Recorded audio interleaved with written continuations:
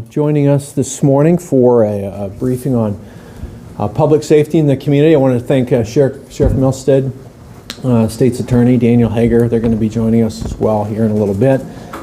We try to do this a couple times a year, but the goal today was to have this be kind of a more well-rounded press conference with some of our partners in public safety. So thank you guys for being here today. Just kind of some opening comments. Just want to start off by first stressing the safety of this community and how Sioux Falls is still a very safe community to live in. I feel that. I think our residents feel that overall. But there certainly is crime issues that we have to manage and work through as a city, as a community. Many of the crime issues that we see in our community, especially the last several years, have been really cyclical crime issues. People that have been known to us in law enforcement, have been known to us in the community, people that we've seen before, potentially on parole, potentially people that have had previous arrests by our law enforcement. And so because of that, we see some trends that are increasing, some crime trends that are decreasing, and some that are flat. And so if we look at the ones that are increasing, the uptick, there's a few factors that I think are driving that we've seen in this community. One is, and just being very transparent, there's more firearms in our community. There's more guns in our community. And we are a state that loves the Second Amendment, and as do I, but there are more firearms, and there's also more people that quite honestly are willing to use firearms. The days of fisticuffs have given way to people willing to use their guns in altercations, and that's just the reality. It's also why Sam Clemens is up here ad nauseum telling people to lock their car doors, because one of the number one things that's stolen out of unlocked cars are guns, and people having their guns in their car. And so we can't foot stomp that enough on how important that is. We also see more people out on parole. There are more parolees in our community than ever before. Even in the past 4 or 5 years, we've seen a roughly 50% increase in the number of people in our community who are out on parole. And we have also a high number of what we call absconders, where the parole system has lost track of these folks. I can actually even highlight that with a recent incident we had, a recent homicide, our Labor Day homicide in Sioux Falls. The suspect in that crime had received a multiple-year jail sentence last year, got out on parole after only a few months, was an absconder. The system lost track of him, and he committed a homicide and got a hold of a gun somehow, obviously not legally, because he couldn't get a gun legally because he's on parole. And so that homicide on Labor Day highlights a lot of issues that we're trying to deal with here in Sioux Falls to make sure the community stays safe. Also, never a popular topic, but a necessary topic, is the needed funding for jails and for prisons. I think Minnehaha County is a good example of a community that invested a lot of money in a jail in the last several years because we need it. Jails are part of safe communities. I wish we didn't need them. I wish we didn't need a new prison up the hill, but we do. And so we have to support our legislators and our state leaders who are going to push for that in future sessions, because I think that's going to be coming, and that's an important investment in our communities that we need to keep making. And I'll tell you one thing, kind of as an aside, if we think that legalizing marijuana in the fall is going to lead to a safer community, we have another thing coming. And so I'm not going to get into that topic in detail today. We're going to be talking about that more. But if introducing another vice and another Class 1 narcotic is going to lead to a safer community, if we think that's the case, it's not the case. And so we have a lot of work to do on that front as well. So I want to show a slide here. I think it's important to keep some things in perspective. Let's see if I can advance this here. There we go. So what you're looking at here are violent crime, property crime rates per capita. So per 1,000 residents. So as you can see, through last year, both of these numbers over the past decade have stayed fairly flat, right? This is per capita numbers. So what this doesn't take into account, though, is the fact that we've added in 20 and 21 probably 10,000 people to our community. So if you have 5 to 6 violent crimes per 1,000 people and you add 10,000 people, that's 50, 60 more violent crimes that you have in a community. Now, is it keeping on par with where we've been historically? It has been. I think this is a chart of all the charts that we look at. This is the one I want to promote because it's when this line starts to get out of whack with your per capita population that, in my opinion, you do have a community that has a safety issue, has a crime issue. As the chief will talk about, we've had 5 homicides this year. We had 5 last year. We had 12 in 2020. So I just want to continue to reinforce the safety of this community. What we're going to be doing, though, and you've seen in my almost 5 years in the office now, is you'll see a lot of support out of our administration, budgetarily and in other areas for men and women of the Sioux Falls Police Department and the work that they do. Everything from a $50 million public safety training facility to make sure we have the best officers are trained in the right way, to the budget, which was passed just a week ago, which again adds the appropriate number of officers to keep up with the growth of the community and in making sure that they're resourced in the right way. So we are working closely with partners at the state level, county level, municipal level. Just last week we had a very good call with the Secretary of Corrections, the DOC, Kelly Wasco. The governor's office was on that call. But the other group that was on that call was all of our counterparts in Pennington County. Chief Allender, Pennington County Sheriff Tome, the Pennington County State's Attorney, because our 2 counties and our 2 cities, just being candid, most of the criminal activity tends to land in Sioux Falls or Rapid City. Are the landing spot for a lot of that. And so we are facing a lot of the same challenges in Sioux Falls that they are in Rapid City. And so we've begun a lot of dialogue about that, about shared collaboration, shared resources, shared things that we maybe need to lobby our legislature on. You'll maybe hear us talk about SB 70 and maybe some of the legislative tweaks we need to consider to that Senate bill from a decade ago, and some good parts to that bill for sure. Maybe there's some unintended consequences that we have to consider. And so in closing, I'm gonna turn it over to Sheriff Milston, but I want to share with you, this is a story. This is the reality of our situation here in Sioux Falls. Safe community, but it's not without its challenges. And I got a letter. And honestly, I get a lot of letters from inmates in the jail. I have a lot of in the prison, at the state pen. I have a lot of connections I've made up there. And I got a letter recently from an inmate up at the prison. And he sent this to me. This was about 3 weeks ago. Mayor, I'm in prison. I've been locked up for a long time. I've been free for 8 months since 1996. I'm going to be 40 next month. I've been a gang leader, and he talks about his crime, and there's some victims to this guy's crime. Okay, there's a reason he's been locked up this much. I feel like this is my last chance, so I'm writing to you to please find me appropriate housing for someone of my criminal background. I want and I need to be successful, but I don't have any skills or trades. I'm going to be getting my parole next July, and I'm going to be staying here in your city. So please help me with housing and a job for a felon of my stature. I felt God leading me to write you.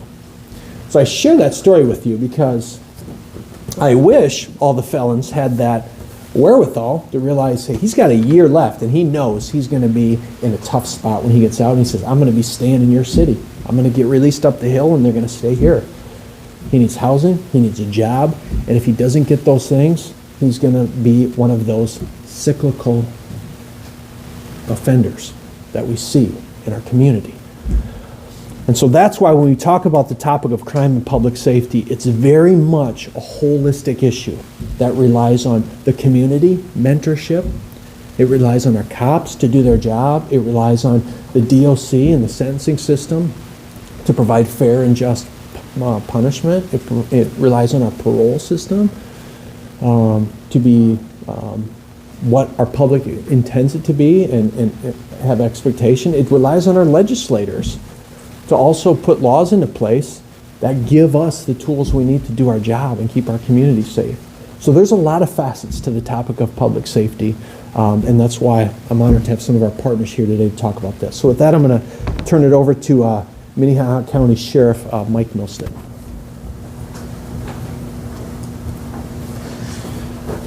Thank you, Mr. Mayor. Before I go to my remarks, I must say that for you to take a position of leadership on the recreational marijuana issue is bold.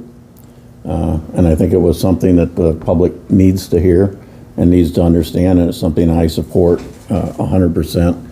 Recreational marijuana is not right for South Dakota from my standpoint, and I appreciate your thoughts on that. Oftentimes, I'll pull up the next slide, or You hit Sam's got you on here. Sam, got her, okay.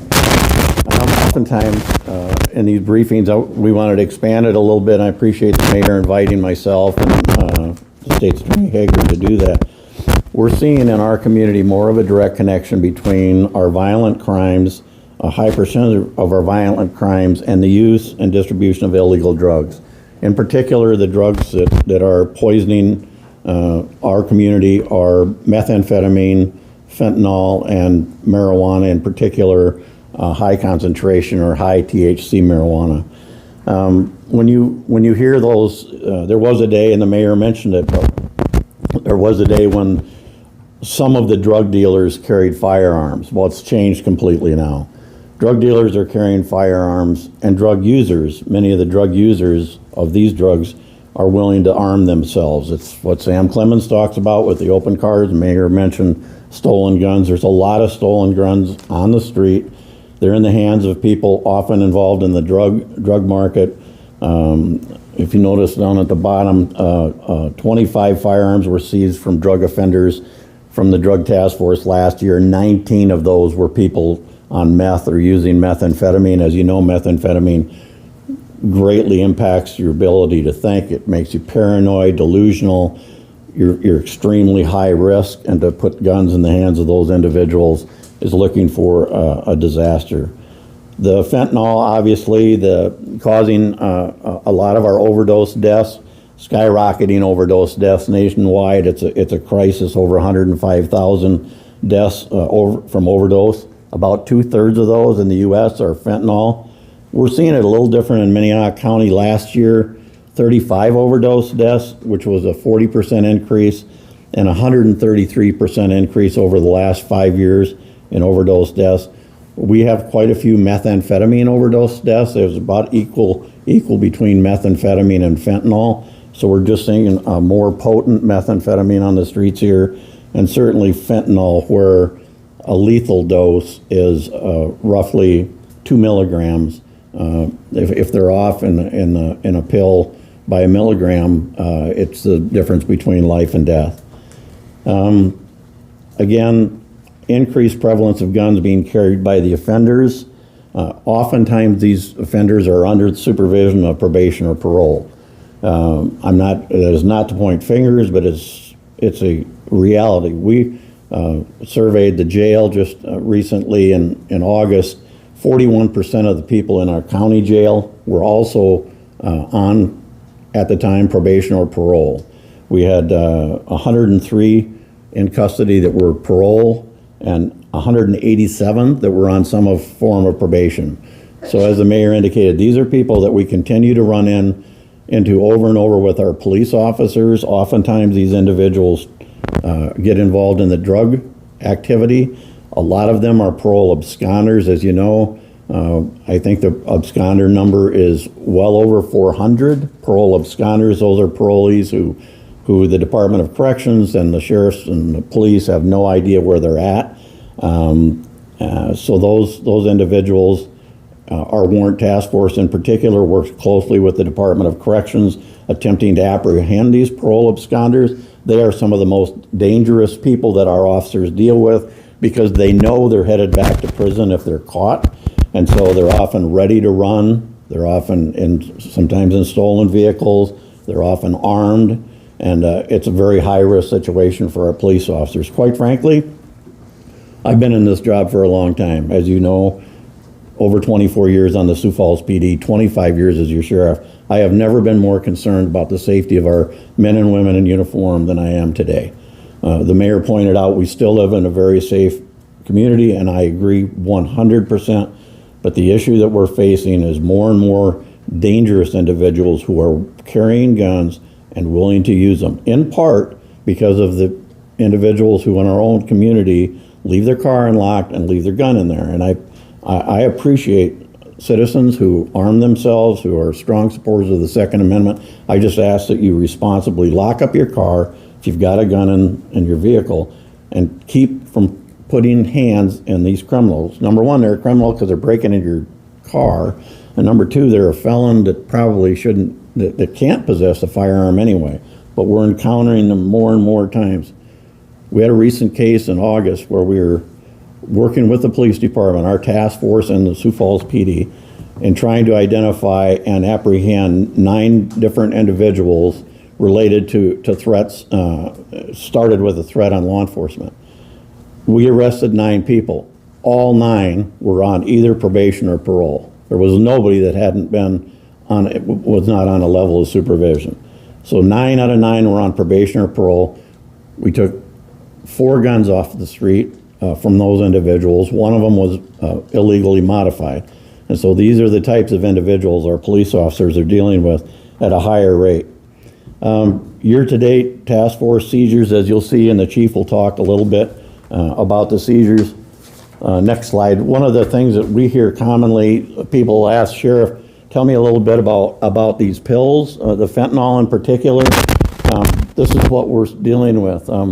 Last year, the Drug Task Force, which is a multi-jurisdictional, it's Sioux Falls PD, Minnehaha County Sheriff, it's got the DEA officers, ATF helps with us. DCI is a big part of our task force. Anyway, when you look at the fentanyl seizures from Sioux Falls and from that task force this past year or year to date this year, this is primarily what we're seeing. It's the M30 counterfeit pills, which contain fentanyl. Last year alone, the DEA, Drug Enforcement Administration, seized 20 million counterfeit pills containing fentanyl. 20 million. 4 out of every 10 were lethal doses. You have a better chance with Russian roulette than you do with the fentanyl that is being counterfeited. So, and typically, while we're seeing primarily M30s in Sioux Falls and Minnehaha County, they're also stamped into pills that appear to be Valium, Xanax, and Ativan. So if we go to the next slide, when you talk a little bit about where these drugs come from, the National Drug Threat Assessment released last year, the key findings, as it's been recently and it continues to be, Mexican transnational criminal organizations are the greatest criminal drug threat in the United States. Illicit fentanyl is the primary drug fueling the epidemic of overdose deaths in the United States, while heroin and prescription opioids remain a significant challenge to public health and law enforcement. Mexican cartels are increasingly responsible for producing and supplying fentanyl to the U.S. market. China remains a key source supply for the precursor chemicals that the Mexican cartels use to produce the large amounts of fentanyl they are smuggling into the United States. Drug poisoning deaths or overdoses and seizures involving methamphetamine have risen sharply as Mexican transnational criminal organizations increase the drug's availability and expand the domestic market. What this comes down to is, where are these drugs coming from? Probably 90% of the methamphetamine and fentanyl that is hitting the borders of South Dakota and Minnehaha County come across the southwest border. I was offended to hear the Vice President, quite frankly, say last week that our southwest border is secure. I chair the National Sheriff's Association Drug Enforcement Committee. I interact with our southern border sheriffs on a regular basis. The border is not secure. These drugs are, and people illegally entering the U.S. are coming at an unprecedented rate, and it's bringing these drugs into our country, and they know it. I mean, to sum up what's happening is China sends the precursors, China sends the chemicals to Mexico. The Mexican drug cartels they blend, press, and stamp into counterfeit pills that contain fentanyl. And then those are smuggled across the border into the U.S. The other way they're getting into the U.S. or into your homes or into our homes is through e-commerce and through actual, through the black market and through the internet, through the dark web. People are able to actually get some of these drugs delivered to their home by the U.S. Postal Service, UPS, and FedEx. It still all involves the Mexican drug cartels, still all involves China, and it still all involved the criminal network and international drug trade. So I want to bring it a little bit to home. The next slide will show you the South Dakota methamphetamine seizures. As you'll see, that Minnehaha County really accounts for about, year to date, about a third of the methamphetamine that is seized in the state of South Dakota has been seized in Minnehaha County, and a considerable amount also out in Rapid City and Pennington County. If we move to the next slide, the mayor talked a little bit about how some of this violent crime lands in Sioux Falls and Minnehaha County, Rapid City and Pennington County. One of the other things that lands in Sioux Falls and Minnehaha County and Rapid and Pennington County are people on parole. The reality is the parole officers primarily are in our two jurisdictions have very hardworking professional parole officers from the Department of Corrections. But because we have the resources in Rapid City and Sioux Falls, many of the people are released on parole into our community that didn't commit a crime in our community, but because there may not be rural services where they committed their crime, they land in our community when they're released from the prison. I appreciate the call that we had. The mayor organized a call with the governor's office and Secretary Wasco last week.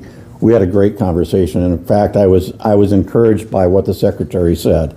We talked about the fact that all the parolees seem to land in our two communities, and she had a strong desire to look at opportunities that they have that she's seen in other states where they're able to provide rural services, parole services, so that they don't all land here. Because there are some cases where an individual wants to just get away from this environment, get away, not live in a halfway house, wants to live at home somewhere, wants to move back to the farm, wants to be with their parents. But because the parole services aren't available there, it makes that parole plan not one that can be accepted. So I appreciate her willingness to look at some of these things. There's some states that when you're released from parole, you're released only to your home county where you committed the crime or where you lived, instead of dumping everybody in just 2 jurisdictions or 3 jurisdictions. You go back to the county where you committed the crime. Well, I certainly would probably be voting for that one if I had a chance to. But the reality is, I understand that Department of Corrections doesn't have parole officers statewide that can do that right now. But it's certainly something, I think, as our group was talking, we talked about the importance of having these discussions and looking at opportunities. Some of these things can be changed by policies. Some of them may need change through the legislature. But for the governor's office and the Secretary of Corrections to be willing to work with us on this, I think is a great start. I think we've had conversations with the Unified Judicial System, UJS, that oversees probation instead of parole. We had 187 people on probation in our jail recently, so that's obviously another component that we need to look at. So policy changes, legislation, all those are possibilities. And also, there's there's some states that just did away with parole. They've gone to truth in sentencing. So, for example, in Texas, if you're sentenced to prison for 10 years, you're going to have to serve 8.5 years. You have to serve 85% of your sentence, and then they eliminate parole. So reviewing the whole parole system is, I think without being critical of it, when we see the number of people on probation and parole committing crimes, it's a great opportunity, I think, for us as leaders in our cities or counties and for our state leaders to say, let's revisit it. Let's look at Senate Bill 70. Do we need to revisit the sanctioning grid? So I don't think there's any finger pointing. I think what we're trying to do here is increase the public's awareness that there's a lot of elements involved in public safety, and one of them is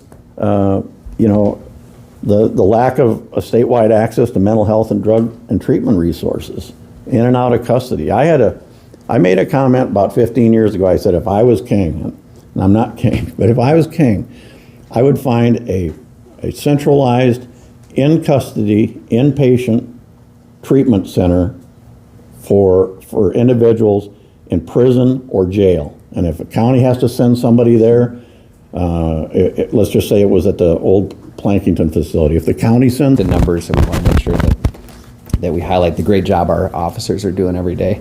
If we look at calls for service, these are numbers from 20, 21, and 22 through August. Again, we're taking like data from each year. And you'll see our calls for service are actually pretty steady. We're sitting around that 86,000 range. We've noticed that that's kind of where it's been. And again, as our population grows dramatically, we're not seeing the same increase in calls for service that we are in population. Again, that can change very quickly. Just worth noting is that's always a number that people like to see. With that, our online reports, we've been commenting on this quite a bit for the past couple of years about this online reporting tool that people can make for some of our low-level offenses that aren't happening right at the moment. Those continue to go up, and what it shows is a community that's willing to kind of listen to us a little bit. We're like, hey, if you can use this online reporting option, that frees up some of our officers to do some more in the field police work, and allows us to do that. I just wanted to highlight this because it just shows, again, the community's involvement. And one of the things you'll see within Sioux Falls is that the residents of Sioux Falls and Minnehaha County aren't just willing to let crime be crime and not report it. I think we report at a high level because of that partnership we have with the community and our repeated messaging that if something happens, we want to know. And if you see something, say something. If you look at our homicide numbers through August, again, you'll take note that it's 3, it is 5 for the year so far, but this is through August. Again, in 2020, we were at 8, 2021 had 2 at this point of the year, and 3 this year. So again, just kind of put in context, a lot of times the news stories and what we see, we kind of look at the year-to-year basis and kind of see what those trends are doing and where we're at. Again, we're not pleased with any homicide, but we're also not naive to think that we're not going to deal with that annually. And again, what we're seeing and how we're dealing with it. And when it comes to homicides, ultimately clearance rates come up, and I think that's something that we want to ask. People watch a lot of TV, and they watch a lot of CSI. We put our whole hearts into these investigations. We really take it as a personal measure of pride and our honor to see justice in these cases. Some are solved within hours and some take time, and know that we always work and are always efforting to solve these cases. And again, in CSI and TV, it's usually solved within an hour. The reality is that these investigations are challenging and difficult, but we do our best to give our best effort to seek justice for those victims and their families. Assaults, what you'll see, the blue number is aggravated assaults, and then the orange is domestic. And so how those weave in there is just how we want to look at the domestic component and then the aggravated assaults. Again, 2021, we defied national trends a little bit. 2021 saw a spike in crime. 2021 nationwide saw that continue to elevate, and we're seeing that in some areas. We had kind of a statistical thing where we had been down in 2021, defying some national trends. And that's why the 2020 numbers in here as well, you can kind of see that while we have seen an uptick in some of these assaults, it is very similar to where we were in 2020 after that downturn in 2021. But obviously, this is the topic of conversation. We're seeing, and some of the other reasons that the previous gentleman mentioned, we're seeing a lot of repeat offenders. We're seeing a lot of people who are no stranger to our system. And here's another just interesting phenomenon we're dealing with. I had our detectives pull stats for aggravated assaults in August. The majority of the suspects within those crimes were not strangers to the justice system. But an interesting anomaly was multiple cases where the suspect was known by the victim, but the victim would not provide cooperation with us on who that suspect is or any part of the investigation.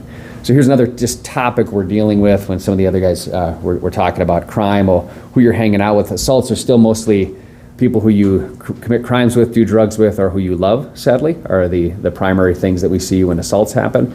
But what we're seeing again is this alarming rise, especially amongst young people, to some code of snitching or some code of not cooperating. And the reality is that when people are committing violent crimes and victims aren't cooperating with that, they get the opportunity to commit violent crimes again and again and produce multiple victims. That's one of the challenges we're seeing in law enforcement. That's something I want to speak to young people about specifically when it comes to violent crime. Is just understand that these are the repercussions of not cooperating when somebody commits a violent crime and known suspect. And again, I'd be lying if I saying it wasn't rather aggravating to us when someone is shot or stabbed and they know who did it and they will not provide us the information, because when a crime against persons happens, the primary source of evidence and usually intelligence that gets to the bottom of cases is the human element, the human cooperation. So just wanted to highlight that in that area. If we go to rape, our numbers are down. Again, just want to provide that as we go through. If we go look at robberies are up. And we noticed this early in the year that we saw a spike in some of our robberies. Now, robbery is the forceful taking of something from somebody or something, right? What we're seeing when we really dig into the robbery numbers is not so much if it's casino robberies or gas station robberies. We'll always have a certain number of them. It's people stealing from each other, sometimes very inconsequential things. Any of you media agencies who kind of follow some of the scanner traffic know that a phone gets taken from somebody or somebody gets beat up at a park or something like that. So the robbery numbers really are pretty broad, everything from a bank robbery to taking of somebody's cell phone on the streets. And there's varying levels of weapons displayed and stuff like that. But again, we were onto this trend a little earlier in the year and are monitoring closely. We're not seeing any trends. I think in the past you've seen in Sioux Falls there was a string of casino robberies or a string of gas station robberies.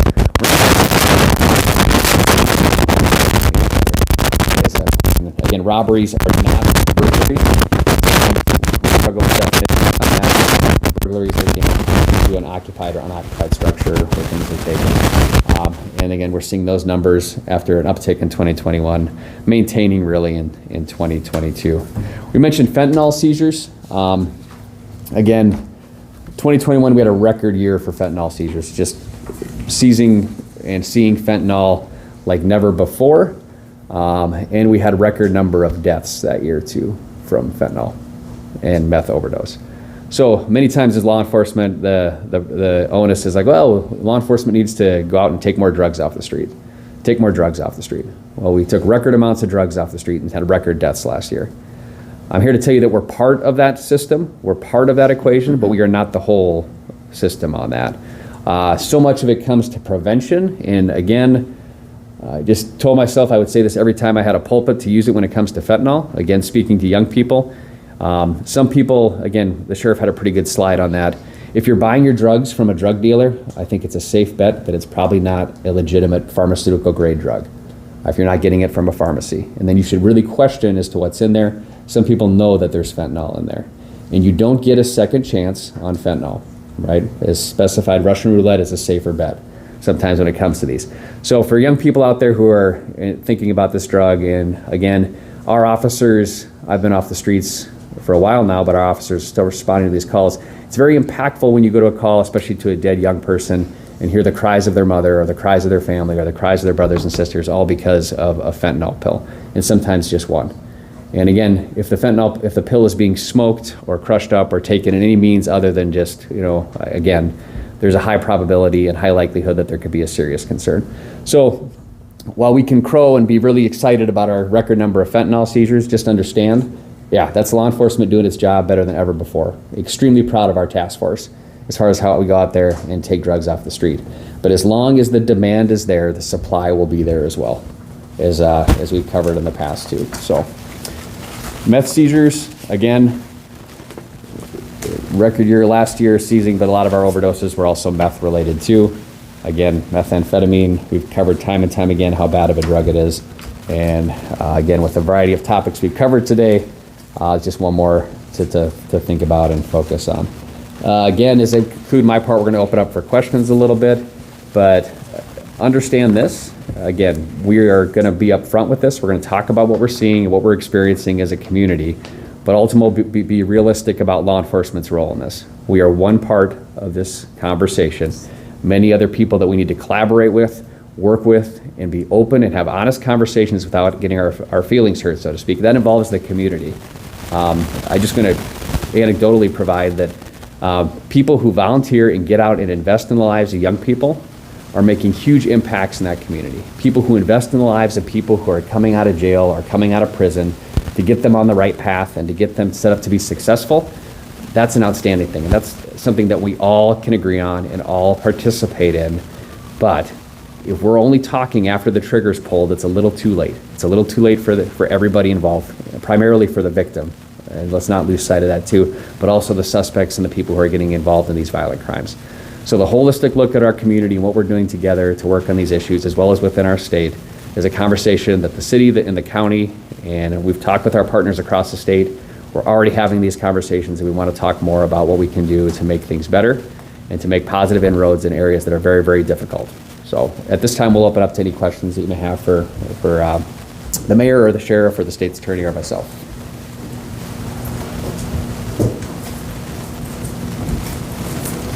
I know it's a record-long press briefing for you guys, so if you guys need to take a few breaths, you know. Sheriff, you brought in national politics into this.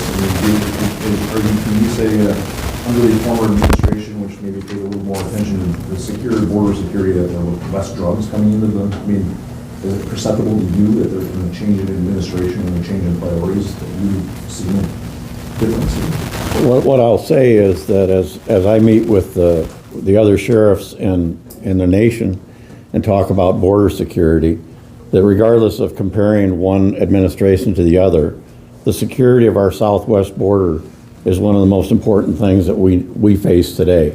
The fact, without comparing, but the fact that the border wall is not under construction, the fact that the people are coming across that border at an unprecedented level and smuggling drugs into America is made every sheriff in America a border sheriff. It used to be, when I went to a meeting with the Western Sheriff's Association, all the sheriffs from the southwest border, California, Arizona, and Texas, were in the room, and they looked back at us and said, these individuals flooding across the border are not coming to our counties, they're coming through our counties. They're coming to your counties. And that's what's made every county in America a border county, because we're all impacted from the fact that this border is not secure. So I'm not going to go so far as to say that one is better than another. What I'm here to say is there's a good reason that we need to have our southwest border secure, and it needs to be done. And not only are we talking about the drugs coming across the border, but the human toll that occurs when currently the cartels are charging between $8,000 and $12,000 to smuggle individuals across the border. Between $8,000 and $12,000 that they're taking from people sometimes fleeing other countries into the U.S. It's less than half of these individuals coming across the border are from Mexico. They're from 160 different countries. Some are from Russia, some are from Afghanistan. If you want to enter the United States illegally, all you have to do is fly to Mexico City. They don't require a visa. Pay a drug cartel between $8,000 and $12,000, and you're going to enter the United States. And that's not, and whether you're bringing drugs with you or not, the human toll of sexual abuse, trafficking of children, sexual abuse to women and children, and the fact that individuals unknown to the U.S. can come into the U.S. illegally through an open border is dangerous for our safety. And so I don't think you'll find any sheriffs that will say that security of the border today is not one of the most important issues that we face as a country.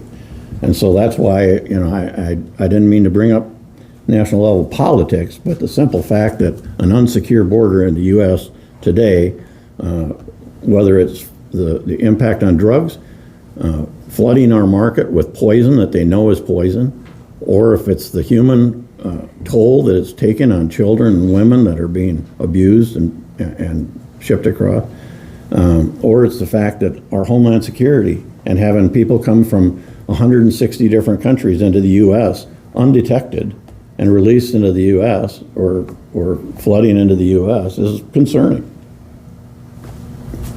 Sheriff, you look at the slides on here, the discussions we've had, it's a focus on meth, it's a focus on fentanyl, but, marijuana up there too, and you made a point to say it. With all the focus on that, what's the justification for having marijuana up there with meth and fentanyl as one of the big three that's affecting the safety, et cetera? Well, I can tell you, and I'll tell you from our drug enforcement, or our drug task force,